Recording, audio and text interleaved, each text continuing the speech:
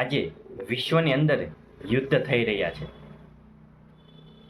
એના પાછળ ઘણા બધા કારણો હોઈ શકે, આર્થિક, સામાજિક, ધાર્મિક અને રાજનીતિક વગેરે.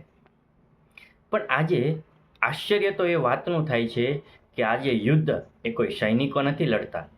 અરે આજે યુદ્ધ લડે છે એઆઈ, આર્ટિફિશિયલ ઇન્ટેલિજન્સ, કહેતા કે અલ્ગોરિધમ.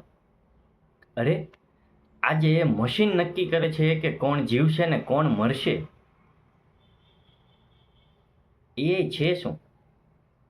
Control, calculation, algorithm. પણ સામે જીવન છે, પ્રેમ, કરુણા, મૈત્રી.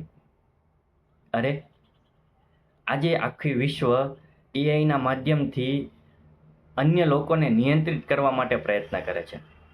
પણ જીવન એ નિયંત્રણથી નહીં, જીવન તો સંતુલનથી ચાલે છે.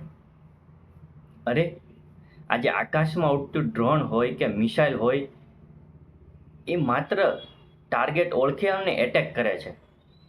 પણ એમને એ નથી જોઈ શકતું કે નીચે એક માતા છે, નીચે એક નાનકડું બાળક છે. અરે આકાશની નીચે અનેક સપનાઓ છે. પણ એમને, મશીનને, આ આંસુઓ દેખાતા નથી, એને માત્ર દેખાય છે ડેટા. અરે યુદ્ધ તો મહાભારત વખતે પણ થતા, પણ એ યુદ્ધ ને આ યુદ્ધની અંદર માત્ર એક જ ફરક છે. મહાભારતનું યુદ્ધ હતું ને એ કરુણામાંથી પ્રગટ્યું હતું, જ્યારે આજનું યુદ્ધ છે ને એ ક્રોધ, લાલચ, ભયને કારણે ઉત્પન્ન થાય છે. એવું નહીં થાય કે યુદ્ધ અચાનક બંધ થઈ જશે.